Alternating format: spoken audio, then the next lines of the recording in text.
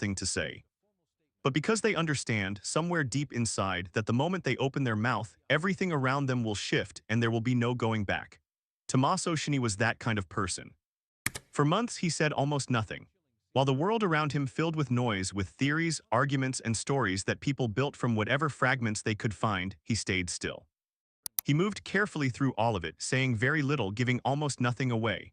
And that stillness, that long and deliberate silence, unsettled people in a way that was hard to put into words. Because there is something uniquely haunting about a person who was there, who saw what happened, who knows things others don't, and who chooses day after day to say nothing. Was he protecting someone? Was he frightened? Was he waiting for the right moment, or simply waiting for something he couldn't yet name? People asked those questions quietly at first, then louder, then with an urgency that began to feel like its own kind of pressure. And then one day he spoke. What came out wasn't simple. It wasn't clean. It wasn't the kind of statement designed to settle things down and move everyone forward. It was layered and complicated, and it landed on people differently depending on how close they had been standing to this story all along. It didn't just answer the questions people had been carrying. It opened new ones, ones that cut deeper and pointed in directions no one had fully considered before. People who were there when he spoke described it as the feeling of a floor shifting. Like a story they believed was already finished had suddenly revealed another chapter. One that changed the meaning of everything that came before it. Some called it closure. Others called it the beginning of something they weren't prepared for. And honestly, it might have been both at once. This is the story of what Tommaso Cioni finally said, what built up inside him before he said it. What it cost him to carry it, and what it cost him to let it go. And why, for the people who were closest to this story from the very beginning, the world looks genuinely different now. To understand what Tommaso said, and why it carried the weight it did, you first have to understand who he is as a person. He was never built for public attention. That much is clear to anyone who knew him. He didn't come up wanting cameras or recognition or the kind of visibility that some people spend their whole lives chasing. He came from a quieter place than that, a world where what mattered most was the work itself, the craft, the patience, the slow and steady building of something real. People who knew him in his earlier years described someone with an unusual kind of focus, someone who listened far more than he spoke. Someone who, when he did say something, had already thought carefully about it. Not because he was guarded or suspicious, but because he genuinely believed that words have weight and that they deserve to be chosen well. That quality, that calm, measured way of moving through the world, is exactly what made his eventual silence so striking. When he went quiet, it didn't feel like the silence of a man with nothing to say. It felt intentional. Like someone setting something very fragile down on a table slowly, carefully, making sure it didn't shatter before it was time. The world he belonged to was one built on deep relationships and long-held trust. Not the kind of world where things are said loudly or settled quickly. The kind where reputations are built over years, not weeks. Where what you do when things are hard tells people far more about you than anything you say when life is easy. He had earned a genuine place inside that world, not through shortcuts or performance, but through the simple and consistent act of showing up, doing the work. And being reliable when reliability mattered. And then something happened that tested all of that. It didn't arrive dramatically, it rarely does. The details came in the way difficult truths usually come, slowly in pieces, each one small enough to explain away on its own. A detail that didn't quite fit, an account that sat slightly wrong. A moment that, in hindsight, asked a question nobody had thought to ask yet. People who were paying close attention started to sense something. Not an alarm, not a certainty, more like the feeling of hearing an unexpected sound in a quiet house and pausing without quite knowing why. Tommaso was at the center of all of it, not by design. Not comfortably. He had been pulled into something that had been quietly building long before anyone was prepared to face it. And when the noise reached a level where his silence itself began to feel like a statement, he made a decision that had clearly been forming inside him for a very long time. He decided to talk. But it was never going to be simple. The timing, the way he chose to do it, the things he included and the things he left carefully unspoken, all of it told a story that went far beyond the words themselves. And that story, the deeper one underneath the surface, is the one that deserves real attention. Before any of this became heavy, there was a version of Tommaso Cioni's life that was, by almost every measure, a genuinely good one. He had built something real. Not fast and not without difficulty, but with the kind of steady persistence that most people struggle to maintain. The kind of progress that comes from understanding your craft deeply, from putting in time when no one is watching, from earning the respect of people who are not easily impressed. He wasn't known by everyone, and that was fine with him. The recognition he had came from the smaller circle of people who understood the work. And that kind of recognition, quiet as it is, carries more weight than the louder kind. People inside his world trusted him, not in a performative way. In the way where, when his name came up in an important conversation, people nodded without hesitation. Where he was the kind of person others leaned on without making a production of it. That kind of trust is rare, and it takes a long time to build, and he had it. He was, by the standards that genuinely mattered to him, exactly where he had always worked toward being. That's what makes the contrast so important to hold on to. Because what came next wasn't just a difficult event, it was a collision with everything he had built. And the distance between where he stood before and where he found himself afterward is what gives this story its real emotional weight. People who were close to him during those earlier years describe someone grounded, not arrogant, not careless, settled. The kind of settled that comes from knowing who you are and not needing to prove it. He had done the hard internal work of figuring out what he stood for, and it showed in how he carried himself. There was a steadiness to him that people noticed and quietly depended on, which is also why the first small cracks were so easy to miss. When inconsistencies began to appear, when accounts didn't quite line up, when certain things didn't sit right, there was every reason to explain them away. Every complex situation has its rough edges. Every group of people carries its hidden tensions. The fact that something felt slightly wrong wasn't yet a reason to stop and ask harder questions. Not yet, but underneath the surface of everything that looked stable and familiar, something had already begun to move. Quietly, almost imperceptibly. The way the deepest shifts always begin, long before anyone is ready to notice them. The moment things truly began to change didn't announce itself. There was no single event, no obvious turning point that everyone pointed to afterward and said, that was it, that was when everything tilted. It almost never works that way. What happened instead was a slow accumulation. A series of small discoveries, each one manageable in isolation, but impossible to carry lightly once they were all placed together. Questions surfaced that didn't have clean answers. Conversations took place that left people feeling uncertain in ways they couldn't immediately name. And Tommaso, who had always been someone others came to for steadiness, found himself standing on ground that no longer felt entirely solid beneath him. According to people who were close to the situation, the first real fracture came when something emerged that directly contradicted something he had believed as foundational. Not a small detail. Something central, something he had trusted enough to build thinking and decisions around. And finding out that it was more complicated than he had understood, that he had been operating on an incomplete or distorted version of it, changed things in a way that went far beyond the facts themselves. That kind of discovery doesn't just update information, it rewrites the past. It sends you back through memories that felt straightforward and makes you look at them again, more slowly, with different eyes. Conversations that once seemed simple start carrying weight they didn't carry before. Moments you had filed away and forgotten begin asking quiet questions that are difficult to ignore. He didn't say anything publicly, that was something people noticed. While others in comparable situations had moved quickly, reaching for statements, crafting responses, trying to manage how they appeared, Tommaso went quieter. He stepped back. And while the people who knew him well understood what that meant, the people watching from the outside began to read it as something else entirely. Silence in situations like this has a strange power. It creates a kind of vacuum, and vacuums fill. People constructed their own explanations for his absence, their own stories about what it meant, and some of those stories, once they gained enough momentum, became very difficult to undo, regardless of what the actual truth was. What he was doing privately was something far less dramatic but far more difficult.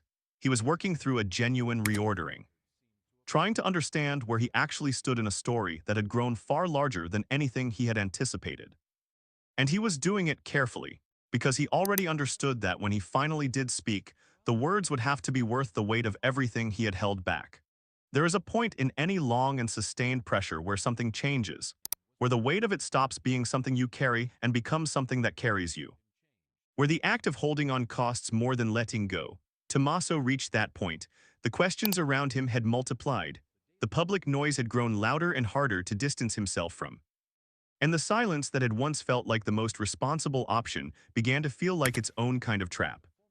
People who had been patient, who had given him the benefit of the doubt for a long time, started to wonder. If there was nothing to hide, why was he still quiet? If his version of events was honest, why hadn't he shared it? It is one of the more painful ironies of situations like this.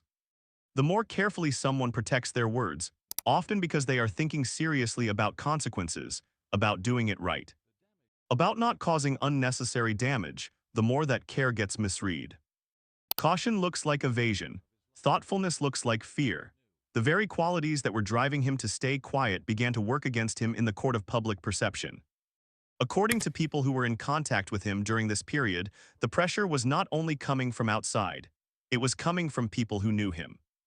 People who genuinely cared about him and believed sincerely that the silence was costing him more than speech ever could. There were conversations reportedly about what it would actually mean to speak, what would have to be said, what could not be left out. Because the truth he had been holding was not the kind that could be delivered in a clean and tidy way.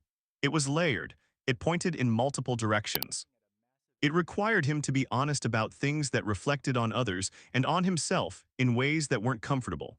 That complexity was part of what had kept him quiet. He wasn't refusing to tell the truth. He was trying to figure out how to tell all of it, how to do justice to something that was genuinely difficult without simplifying it into something it wasn't. He was not protecting himself from the truth. He was trying to find a way to carry it across honestly without breaking something important in the process. When Tommaso Cioni finally broke his silence, the setting was not an accident. It wasn't a press release. It wasn't a carefully staged announcement. It was something more human than that, something closer to a real conversation. The kind where the words carry the weight of everything that preceded them. The kind that can only happen after a long time of not happening. He spoke with a level of openness that surprised people who had been watching closely. Not because they doubted his character, but because the degree of honesty was more than anyone had expected. He didn't frame himself as a victim. He didn't position himself as entirely without fault. He spoke like someone who had spent a long and serious stretch of time in an honest internal conversation. Someone who had arrived at a place that was uncomfortable but real. He addressed the inconsistencies that had been circulating. He gave context not as a defense, but because the full picture couldn't exist without it. He acknowledged, according to people present, that there were things he wished he had handled differently, moments where silence had been the wrong choice. Decisions that, looking back, he could now see clearly had carried consequences he hadn't fully thought through at the time. But the part that shifted things most significantly, the part that genuinely changed how people understood the broader story, was what he said about others involved. Without making direct accusations, he described dynamics and decisions that cast a different light on everything that had come before. Things that, if understood at face value, suggested the public narrative had been working from a seriously incomplete picture. No official conclusion has been reached about the full weight of what he revealed. Questions have been raised, important ones, that are still being examined carefully. But what is undeniable is that the conversation once had could not be undone. The story that people had settled into was no longer the only version available. For some, what he said was a relief. For others, it was unsettling in ways they hadn't prepared for. And for the people who had been closest to all of it, from the very beginning, it was something more complicated and harder to name than either of those things. In the days and weeks that followed, the responses came in every direction, and they told their own kind of story.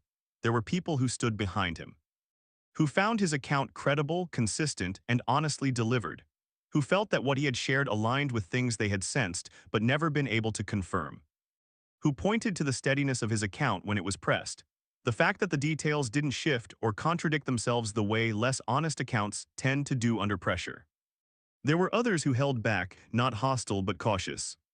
The things he had shared opened new questions as quickly as they closed old ones, and for people who had organized their understanding of events around a particular version. Being asked to reconsider wasn't easy, even when the reasoning behind that reconsideration was sound. And there were some who rejected it entirely, who interpreted the timing of his disclosure as strategic rather than sincere, who felt that speaking now, after so long, served interests of his own in ways that complicated everything else about it, who were not willing to reorganize around a new account simply because it had finally arrived. This is the world he stepped into when he finally chose to speak. Not a world held open and waiting for the truth. A world that had already built its conclusions, arranged itself around its interpretations, and was not universally prepared to move. What is quietly striking is how he has navigated that response. He didn't push back against the skeptics. He didn't escalate conflict with people who refused to believe him. He said what he needed to say, and then, in a way that felt entirely consistent with who he has always been, he stepped back, not into the same silence as before, into something calmer. Something that communicated without needing to say it that he had done the thing he needed to do. The rest was no longer his to control. There is something about a story like this that stays with you long after you've finished following it. It isn't the revelations themselves, though those matter. It isn't the questions that are still unanswered, though those matter too. It's something quieter than either.